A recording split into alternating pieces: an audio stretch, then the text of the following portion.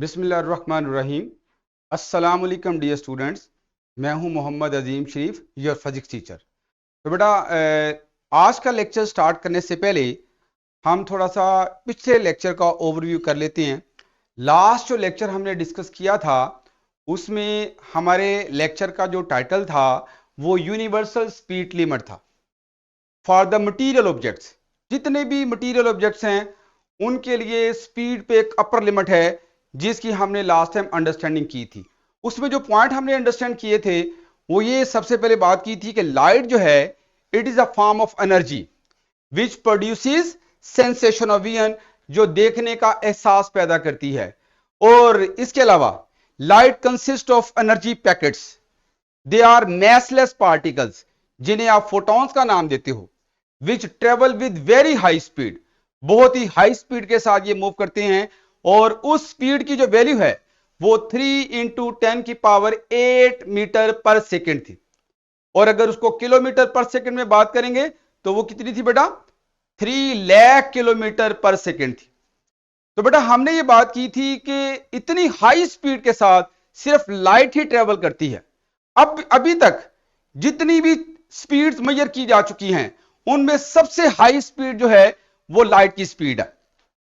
और सिर्फ इस स्पीड के साथ मैसलेस पार्टिकल्स ही ट्रेवल कर सकती हैं जिनकी मैस 0 होती है, और वो हमारे फोटॉन्स हैं जो कि एनर्जी पार्टिकल्स हैं, वो इतनी हाई स्पीड के साथ मूव कर सकती हैं। यही वजह है कि हमने ये कहा था कि तमाम जो मटेरियल पार्टिकल्स हैं जिनकी कुछ मैस होती है वो इस स्पीड को क्रॉस नहीं कर सकते।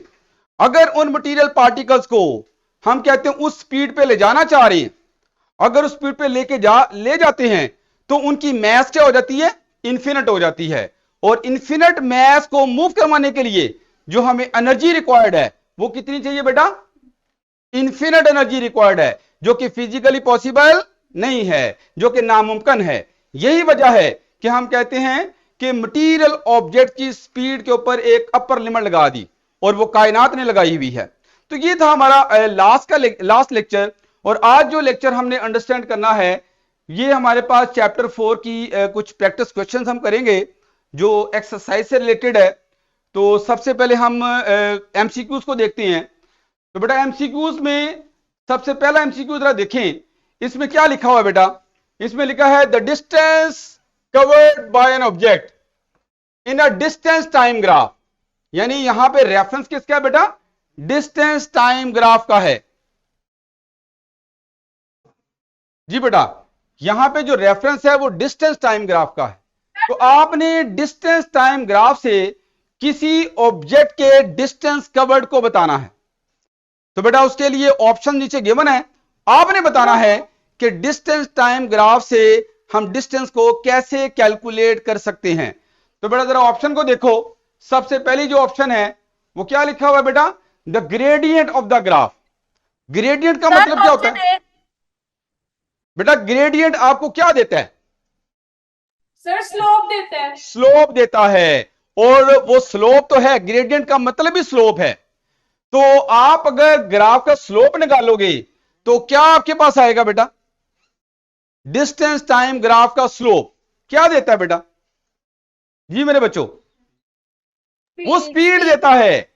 तो यहां पे अगर आप ग्रेडियंट की बात करोगे, डिस्टेंस टाइम ग्राफ के ग्रेडियंट की बात करते हो तो वो तो आपको स्पीड देगा, वो डिस्टेंस कवर्ड नहीं होगा। इसका मतलब ये वाली ऑप्शन हमारी ठीक नहीं है, ये रॉन्ग ऑप्शन हो गई। नेक्स्ट ऑप्शन देखिए, हाइट ऑफ द ग्राफ। जी बेटा अगर आप यहां पे डिस्टेंस टाइम ग्राफ को प्लॉट करते हो, इधर हमारे पास डिस्टेंस हो गया और इधर हमारे पास टाइम हो गया। अब अगर आप ग्राफ प्लॉट करते हो, सपोज करो इस तरह का कोई ग्राफ है, तो बताओ इस ग्राफ की हाइट आपको क्या देगी? जी मेरे बच्चे, मैंने लास्ट टाइम आपको बताया भी था कि आपको ग्राफ की हाइट क्या बताती है? जी फातिमा बेटा, ग्राफ की हाइट आपको क्या बताती है? जी मेरे बच्चे, आपको उस क्वांटिटी के बारे में बताती है जिसको आपने वाई एक्सिस के अलोंग लिया होता है बेटा। तो यहां पे वाई एक्सिस के अलोंग किसको लिया? डिस्टेंस को लिया है। इसका मतलब हाइट आपको डिस्टेंस के बारे में ही बताएगी। तो ये बिल्कुल हमारा यहां पे जो बी ऑप्शन है ये करेक्ट ऑप्शन है। ठीक हो गया बेटा? तो इसमें करेक्ट आंसर हमारा जो है वो बी ऑप्शन बनता है। नेक्स्ट क्वेश्चन देखिए बेटा, if two objects have different speeds, if two objects have different speed time graph, but the area under their curves are equal, it means आपने बताना है कि हमारे पास दो यहां पे क्या है, स्पीड टाइम ग्राफ है, और उनके अंडर जो एरिया है वो अगर हम कहते हैं वो एरिया सेम है, एरिया क्या है, सेम है, तो उसका क्या मतलब होगा? सबसे पहले तो आपको पता होना चाहिए कि स्पीड टाइम ग्राफ के अंदर जो एरिया है वो आपको क्या देता है बेटा? जी बेटा जी, वो डिस्टेंस देता है। और अगर हमारे पास दो स्पीड टाइम ग्राफ हैं, डिफरेंट स्पीड टाइम ग्राफ हैं, और उन दोनों के अंदर एरिया आप कैलकुलेट करते हो और वो एरिया सेम आ जाता है, तो इसका मतलब डिस्टेंस सेम है, they are covering the same distance. तो यहां पे हमारे पास फिर करेक्ट ऑप्शन यहां पे कौन सी बनेगी बेटा? They have covered the same distance. बेटा मेरी बात समझ, जी बेटा बोलो। हाँ जी, ऑप्शन ए यहां पे एक करेक्ट ऑप्शन है, बिल्कुल सही फरमाया बेटा आपने।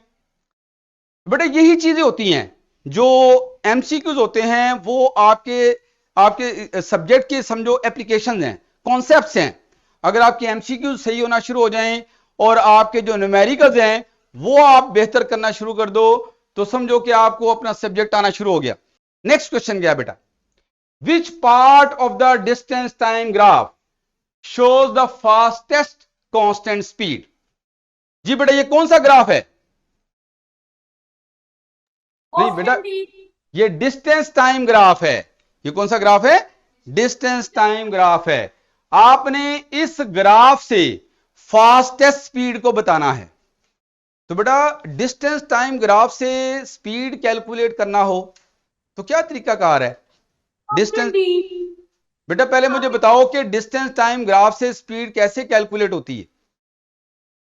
क्या किया जाता है स्पीड को कैलकुलेट करने के लिए? जी बेटा जरा बोलो।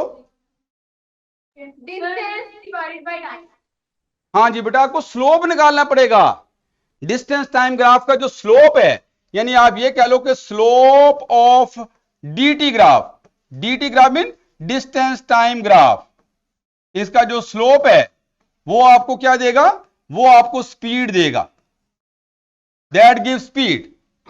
अब यहां पे आपने सिर्फ कंपैरिजन करना है, आपने न्यूमेरिकल वैल्यूज कैलकुलेट करने की जरूरत नहीं है। तो आप मुझे बताओ कि ये भी आपके पास एक पोर्शन है ग्राफ का जिसे आप ए कहा जा रहा है, इसमें तो स्लोप है, इसमें स्लोप क्या है? इसमें स्लोप कांस्टेंट नहीं है बेटा, स्लोप जीरो है, और जिसमें स्लोप जीरो होगा उसमें स्पीड क्या हो जाएगी? जीरो। तो यहां पे हमारे पास जो स्पीड है वो जीरो है, लेकिन यहां पे हमारे पास स्लोप नॉन जीरो है। ठीक है, इसी तरह से हमारे पास जो डी पोर्शन है इसमें भी स्लोप क्या है? जीरो है, और अगर स्लोप जीरो है तो स्पीड यहां भी क्या होगी? जीरो होगी। ठीक है, स्लोप का पता चल जाता है ना कैसे जीरो है, अगर आपका ग्राफ हॉरिजॉन्टल है बिल्कुल। वैसे मैंने एक और तरीका भी बताया था आपको स्लोप को चेक करने का, एंगल की निस्बत। क्या tan थीटा जो है वो किसके बराबर होता है? कल मैंने बताया था tan थीटा जो है वो आपको क्या देता है? स्लोप देता है। और tan थीटा को जज करने का तरीका क्या है? किसको देख लो? थीटा को देख लो। थीटा ज्यादा होगा, स्लोप ज्यादा होगा, और इस केस में स्लोप ज्यादा होने का मतलब क्या है? नहीं, स्पीड ज्यादा। स्लोप किसको दे रहा है? यहां पे स्पीड को दे रहा है। ठीक है बेटा, यहां पे अगर आपने स्लोप को देखने का मतलब स्पीड देखना है, और उसको देखने के लिए थीटा को देख लो। तो बताओ थीटा किसके साथ देखती है? जी बेटा अभी, हाँ, थीटा जो मैंने बताया यहां पे ये ग्राफ का किसके साथ देखा जाता है? हॉरिजॉन्टल के साथ। किसके साथ? हॉरिजॉन्टल के साथ। ये अगर हॉरिजॉन्टल लाइन है, इसके साथ यहां पे कुछ एंगल बंद है, ये थीटा है। ठीक है, इसी तरह से इस लाइन की बात करो, ये लाइन है ही हॉरिजॉन्टल, इसका हॉरिजॉन्टल के साथ एंगल क्या होगा? जीरो, और अगर एंगल जीरो तो स्लोप भी जीरो, और स्लोप जीरो तो स्पीड भी जीरो। लेकिन यहां पे थीटा नॉन जीरो है, इसका मतलब यहां पे स्लोप जीरो नहीं है, स्पीड भी जीरो नहीं है, स्पीड की कुछ वैल्यू है। तो यहां भी स्लोप क्या है, क्योंकि थीटा इधर भी जीरो है। लेकिन ये वाला जो ग्राफ है, अगर इसकी बात करो तो इसके लिए मैं ये यहां पे हॉरिजॉन्टल लाइन ड्रा कर रहा हूं ताकि मैं इसका एंगल देख सकूं। तो बेटा यहां पे अगर आप एंगल को देखो, ये वाला एंगल और ये वाला एंगल, इन दोनों में से कौन सा एंगल ज्यादा है? तो आपके पास सी ग्राफ का एंगल ज्यादा है। तो अगर यहां पे एंगल ज्यादा है तो इसका मतलब है स्लोप भी, स्लोप ज्यादा है तो स्पीड भी। तो फिर आप बता दो कि इसमें आपके पास करेक्ट आंसर क्या होगा, किस केस में स्पीड ज्यादा है? तो सी जो आपके पास ग्राफ का पोर्शन है उसके लिए एंगल जो है वो जो स्पीड है वो फास्टेस्ट होगी। बेटा मेरी बात समझ आ गई है? तो बेटा सर वो क्वेश्चन है कि कांस्टेंट स्पीड तो या बी पे है डी पे है। बेटा यहां पे जीरो स्पीड है, यहां भी जीरो स्पीड है, और आप जीरो भी कांस्टेंट होता है, लेकिन यहां पे जब कांस्टेंट स्पेशली वर्ड इस्तेमाल किया जाएगा तो वो मतलब है highest, greatest constant, fastest constant बोला वैसा, ठीक है ना? फास्टर का मतलब उसकी कोई ना कोई हाईएस्ट वैल्यू देखनी है। और बेटा जब डिस्टेंस टाइम ग्राफ आपके पास इस तरह की लाइन आती है, स्ट्रेट लाइन, तो उसका मतलब ही स्पीड कांस्टेंट होती है। सर कांस्टेंट का मतलब है कि वो एक ही स्पीड से चल रही है। हाँ जी, तो लेकिन ये कांस्टेंट जी बेटा, बेटा पूछो, जी जी पूछो बेटा। फास्टेस्ट कांस्टेंट का क्या मतलब है? फास्टेस्ट का मतलब highest constant value, fast and constant speed का मतलब यानी स्पीड की हाईएस्ट वैल्यू लेकिन हो कांस्टेंट। जरा पहले सुन लो मेरी बात को, अगर आपने ये चैप्टर पढ़ा हुआ है तो आपको इन बातों का पता होना चाहिए कि मैंने शायद एक दिन बोला भी था कि जब आपके पास अगर डिस्टेंस टाइम ग्राफ की बात करते हो, डिस्टेंस टाइम ग्राफ की बात करते हो, तो उसमें अगर आपके पास ग्राफ स्ट्रेट लाइन आ जाता है, क्या आ जाता है? स्ट्रेट लाइन आ जाता है, तो उसका स्लोप कांस्टेंट होता है, उसका स्लोप क्या होता है? कांस्टेंट। और अगर स्लोप कांस्टेंट है तो स्पीड भी कांस्टेंट है। तो इसका मतलब ये वाली स्ट्रेट लाइन है, इसका मतलब इस केस में स्पीड कांस्टेंट है क्योंकि स्लोप कांस्टेंट है। ये भी आपके पास स्ट्रेट लाइन है, यहां भी आपके पास स्लोप कांस्टेंट है, स्पीड कांस्टेंट है, ये भी आपके पास स्ट्रेट लाइन है, इसमें भी स्पीड कांस्टेंट है। ये जितने भी पार्ट हैं ये सारी स्ट्रेट लाइन हैं। अगर ये सारी स्ट्रेट लाइन हैं तो इन सब के अंदर स्पीड क्या कांस्टेंट है। अब ये सारे जो कांस्टेंट है इनमें कंपैरिजन करो, हाईएस्ट कांस्टेंट कौन सा है? ये वाला, क्योंकि इसमें कांस्टेंट जीरो है, इसमें कांस्टेंट जीरो है, इसमें कांस्टेंट नॉन जीरो है, लेकिन इसके लिहाज से वो कांस्टेंट कम होगा क्योंकि इसका स्लोप ज्यादा है। मेरी बात को समझियो, जब भी आपके पास distance time graph straight line आएगा तो समझो उस केस में स्पीड कांस्टेंट है, और अगर speed time graph straight line आए तो एक्सेलरेशन कांस्टेंट, उसमें क्या चीज कांस्टेंट होगी बेटा? एक्सेलरेशन कांस्टेंट होगा। और कांस्टेंट जीरो भी हो सकता है, कांस्टेंट नेगेटिव भी हो सकता है, कांस्टेंट पॉजिटिव भी हो सकता है, कांस्टेंट की डिफरेंट वैल्यूज हो सकती है। अगर ऑल द टाइम एक वैल्यू जीरो रहती है तो वो भी तो कांस्टेंट है, अगर ऑल द टाइम को वैल्यू -3 रहती है तो वो भी क्या है? कांस्टेंट ही है। यानी जो चीज तब्दील ना हो उसे आप क्या कहोगे? कांस्टेंट कहोगे। तो बेटा ये वो कॉन्सेप्ट है जो ऑलरेडी आपने पढ़े हुए हैं, मैं तो उन्हीं की बेस पे आपको जो एमसीक्यूज है वो करा रहा हूं। तो यहां भी स्लोप कांस्टेंट है, यहां भी स्लोप कांस्टेंट है, इधर भी स्लोप कांस्टेंट है, इधर भी स्लोप कांस्टेंट है, लेकिन यहां पे स्लोप कांस्टेंट की कुछ ना कुछ वैल्यू है, नॉन जीरो वैल्यू है। यहां पे स्लोप कांस्टेंट की वैल्यू जीरो है, यहां भी स्लोप कांस्टेंट की वैल्यू जीरो है। तो इन दोनों में स्पीड जीरो है लेकिन है तो कांस्टेंट ही, इनमें भी स्पीड कांस्टेंट है, लेकिन इन दोनों में हाईएस्ट कांस्टेंट कौन सा होगा? सी वाला। तो ये हमारे पास करेक्ट आंसर बनेगा। अच्छा बेटा ये वो चीजें हैं जो आपने ऑलरेडी डिस्कस की हुई है बेटा। अब आते हैं नेक्स्ट पॉइंट की तरफ। जी बेटा इसमें जरा देखो, इसमें क्या लिखा है? जी बेटा कुछ पूछना चाह रहे हो Fatima? Yes sir. No sir, Yes, sir. की क्लास में। जी बेटा, सर आप कह रहे थे कि स्पीड टाइम ग्राफ में एक्सेलरेशन 0 है, but that acceleration the velocity time graph में होती है। आप ये पिछले क्वेश्चन की बात कर रहे हो, इसकी बात कर रहे हो? Yes sir. इसमें बताओ जरा क्या पूछना चाह रहे हो, दोबारा जरा डिटेल क्लियर करो क्वेश्चन को। सर आप अभी कह रहे थे कि स्पीड टाइम ग्राफ में एक्सेलरेशन 0 है। नहीं But बेटा, मैंने नहीं कहा। हाँ, मेरी बात को सुनो, मैंने क्या बोला है? मैंने कहा है कि अगर speed time graph straight line है, स्पीड टाइम ग्राफ, अब मैं बना भी देता हूं यहां पे, फर्ज करें। तो सर कह रहे थे, आप कह रहे डिस्टेंस टाइम ग्राफ में, मगर वो तो डिस्प्लेसमेंट टाइम ग्राफ में एक्सेलरेशन होती है। बेटा आपके पास डिस्टेंस टाइम ग्राफ के अंदर भी, अगर यहां पे तो मैं एक्सेलरेशन की बात ही नहीं कर रहा, यहां पे तो मैं स्पीड की बात कर रहा हूं। मैं जब स्पीड टाइम ग्राफ की बात करूंगा तो वहां पे एक्सेलरेशन की बात करूंगा। मेरी बात को समझ रहे हो? दो अलग-अलग ग्राफ हैं, एक डिस्टेंस टाइम ग्राफ इसकी बात हो रही है, एक स्पीड टाइम ग्राफ की बात हो रही है। जब मैं डिस्टेंस टाइम ग्राफ की बात कर रहा हूं तो यहां पे नॉर्मली मैं स्पीड की डिस्कशन कर रहा हूं।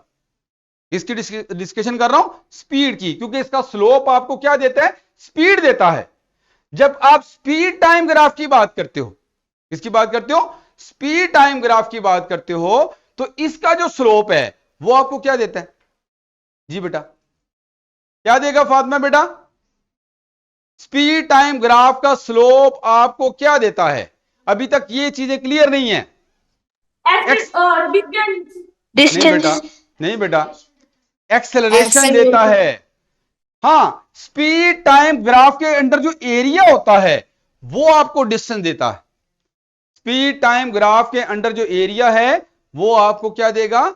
वो डिस्टेंस देगा। लेकिन स्पीड टाइम ग्राफ का जो स्लोप है वो आपको एक्सेलरेशन देता है। ये वो चीजें हैं जो टॉपिक में आपने पढ़ी हुई हैं। ठीक हो गया बेटा? तो इसका मतलब अगर फर्ज करें मेरे पास स्पीड टाइम ग्राफ ऐसा है, तो बताओ ये स्ट्रेट लाइन है?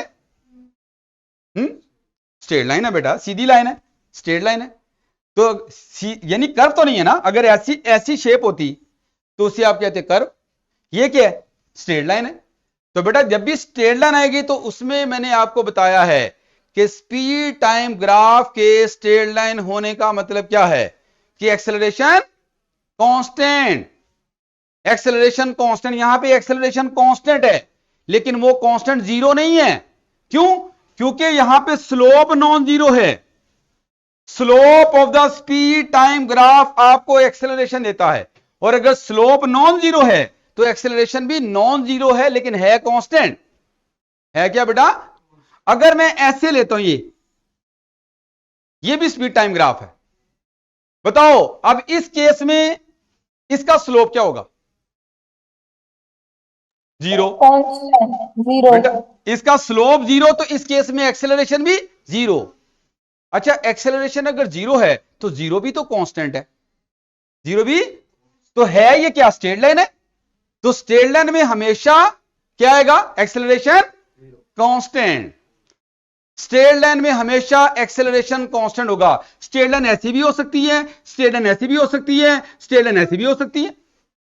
ये भी स्ट्रेट लाइन है, ये भी स्ट्रेट लाइन है, ये भी स्ट्रेट लाइन है। अगर अलग-अलग पार्ट देखे तो पहले तो आपको यह पता होना चाहिए कि स्ट्रेट लाइन क्या है। सीधी लाइन, सिंपल सी बात है। अगर इस तरह का ग्राफ, इसे क्या कहेंगे? कर्व। तो इसमें आपका एक्सेलरेशन वेरिएबल होगा। इसमें इन तीनों पार्ट्स के अंदर एक्सेलरेशन अलग-अलग कांस्टेंट है। इतने पार्ट के लिए एक्सेलरेशन कांस्टेंट है, इतने पार्ट के लिए भी एक्सेलरेशन कांस्टेंट है, लेकिन ये एक्सेलरेशन इस एक्सेलरेशन के बराबर नहीं है। ये इस केस में एक्सेलरेशन नॉन जीरो है, इस केस में एक्सेलरेशन जीरो है ये भी कांस्टेंट। इस केस में भी एक्सेलरेशन है, वो नेगेटिव एक्सेलरेशन है, लेकिन वो भी ऑल द टाइम कांस्टेंट। मेरी बात को पहले समझो, यही तो कॉन्सेप्ट है जो आपने क्लियर करने हैं। तो कॉन्सेप्ट क्लियर होते हैं थोड़ा सा उसमें डेप्थ में जाके। अगर आपने उन टॉपिक्स को डिटेल में स्टडी किया हुआ है तो फिर तो आपको प्रॉब्लम नहीं होनी चाहिए। ठीक है? आप मेरा ख्याल है साथ साथ याद नहीं करते, है ना मेरे बच्चों? ऐसे करते हो ना, साथ साथ याद नहीं करते। अगर ये याद कंफ्यूज कर रहे हो, चीजों को मिक्स कर रहे हो, चीजों को मिक्स नहीं करना। दो अलग-अलग ग्राफ हैं और उनमें चीजें एक ही तरह से बयान होंगी। Speed time graph, distance time graph. Distance time graph का स्लोप क्या देगा फातिमा बेटा? डिस्टेंस टाइम ग्राफ का स्लोप क्या देगा? एक्सेलरेशन। हाँ जी बेटा, डिस्टेंस टाइम ग्राफ का स्लोप आपको क्या देगा? एक्सेलरेशन देगा। अभी बच्ची ने बोला था सही, स्पीड देगा। और स्पीड टाइम ग्राफ का स्लोप आपको क्या देगा? वो एक्सेलरेशन देगा। पहले ये फर्क कर लो। तो एक्चुअली एक्सेलरेशन की डेफिनेशन पड़ी है कि acceleration is the rate of change of velocity, इसलिए हम पूछ रहे थे कि वो तो वेलोसिटी में होगी तो स्पीड बेटा में कैसे होगी? आप जरा मुझे ये बताओ, वेलोसिटी में कितनी चीजें होती हैं? दो, एक उसकी मैग्नीट्यूड, एक उसकी डायरेक्शन, ऐसे ही है। अब आज जरा मुझे बताओ, मैग्नीट्यूड ऑफ वेलोसिटी को स्पीड भी कह देते हैं। मैग्नीट्यूड ऑफ वेलोसिटी को स्पीड भी कह देते हैं। अगर स्पीड चेंज हो रही हो तो इसका मतलब क्या होगा? वेलोसिटी की मैग्नीट्यूड चेंज हो रही है। और आपने ये वेक्टर्स के चैप्टर में पढ़ा होगा कि एक वेक्टर में तब्दीली आ जाती है जब भी सिर्फ उसकी मैग्नीट्यूड तब्दील हो तभी तब्दील हो जाएगा, और या सिर्फ डायरेक्शन तब्दील हो तब भी वो तब्दील हो जाएगा, या फिर दोनों चेंज हो रहे हैं तभी वेक्टर चेंज हो जाएगा। तो यहां पे जो हमारा वेक्टर है वो एक्सेलरेशन, आप वेलोसिटी की बात कर रहे हो, तो अगर वेलोसिटी की मैग्नीट्यूड चेंज हो गई, वेलोसिटी चेंज हो जाएगी। और वेलोसिटी चेंज हो तो क्या होता है? एक्सेलरेशन प्रोड्यूस हो जाता है। और अगर सिर्फ डायरेक्शन चेंज हो, जी बेटा, अगर सिर्फ डायरेक्शन चेंज हो तो फिर बताओ बेटा, फिर भी वेलोसिटी क्या हो जाएगी? चेंज हो जाएगी। और अगर वेलोसिटी चेंज हो गई तो एक्सेलरेशन प्रोड्यूस हो जाएगा। तो एक्सेलरेशन प्रोड्यूस होने के लिए वेलोसिटी का चेंज होना जरूरी है। और लेकिन वेलोसिटी की चेंज किस पे डिपेंड करती है? दो चीजों पे, या तो वेलोसिटी की डायरेक्शन चेंज हो जाए या उसकी, ये तीसरा, दोनों चेंज हो जाए। तो आप मेरी बेटा बात समझ आइए, स्पीड में तब्दीली का मतलब है वेलोसिटी वहां पे चेंज हो रही है। जब भी स्पीड तब्दील होगी तो वेलोसिटी वहां पे क्या हो जाएगी? चेंज हो जाएगी। और वेलोसिटी चेंज हो गई तो एक्सेलरेशन प्रोड्यूस हो जाएगा। जी बेटा पूछो, अब बात क्लियर होगी बेटा?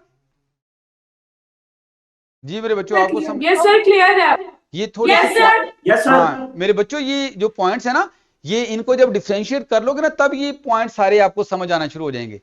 पहले ये थोड़ा फर्क याद रखो। मैं एक दफा दोबारा बोल देता हूं, डिस्टेंस टाइम ग्राफ का स्लोप आपको क्या देगा? जरा आप ही बताओगे मुझे। स्पीड।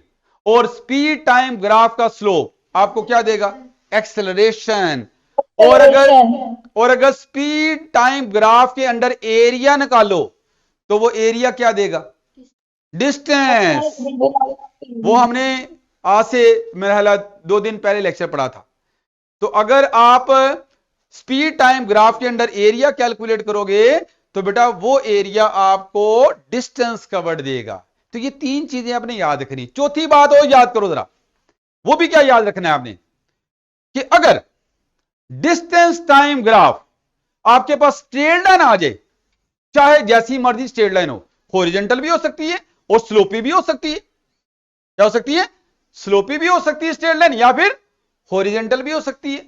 जब भी distance time graph straight line आ जाएगी तो उस केस में मुझे बताओ स्पीड क्या होगी? कांस्टेंट। शाबाश, उस वक्त स्पीड होगी कांस्टेंट। यही बात जरा स्पीड टाइम ग्राफ पे करते हैं। अगर स्पीड टाइम ग्राफ आपके पास स्ट्रेट लाइन हो तो एक्सेलरेशन कांस्टेंट। शाबाश, वेरी गुड बेटा, यही पॉइंट है जो आपने अंडरस्टैंड करने हैं। ठीक हो गया बेटा?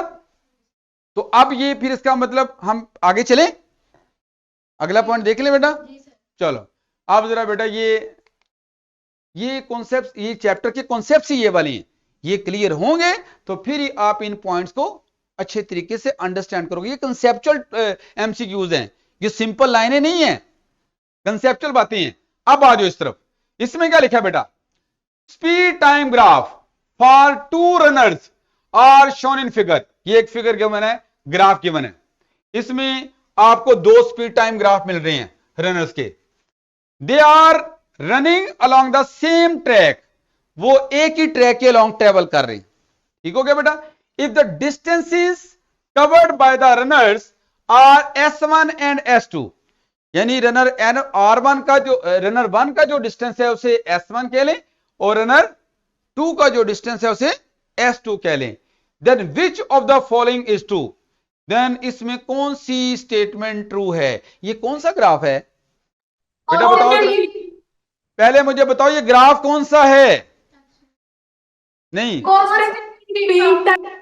ये स्पीड टाइम ग्राफ है बेटा। ये क्या है? स्पीड टाइम ग्राफ है। और अगर आपने डिस्टेंसेस को कंपेयर करना है, ये सारी ऑप्शन में क्या चीज कंपेयर हो रही है?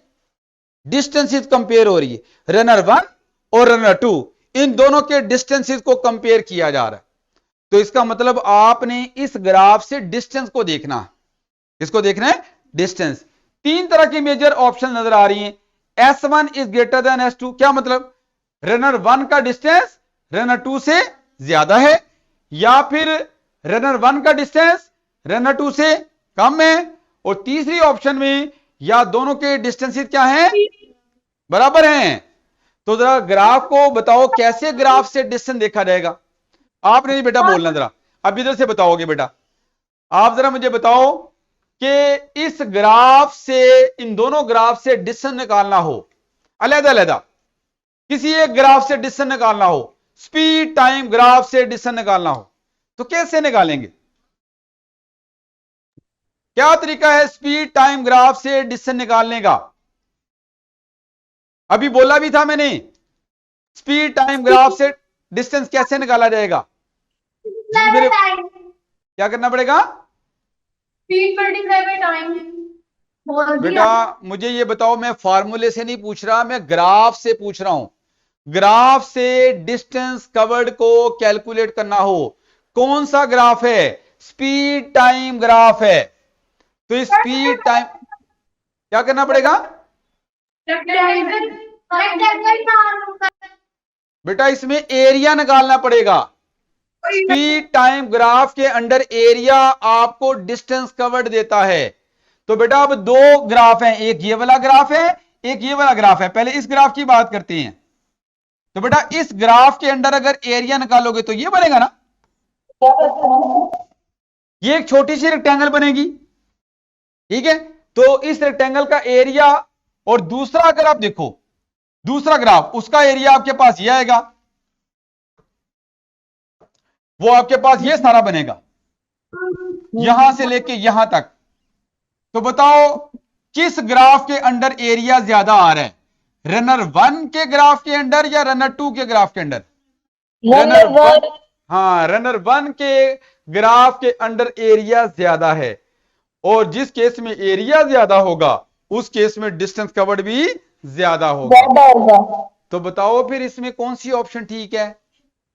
Runner 1 is greater than runner 2। हाँ जी बेटा, तो फर्स्ट वाली ऑप्शन ही बिल्कुल यहां पे एक करेक्ट ऑप्शन है।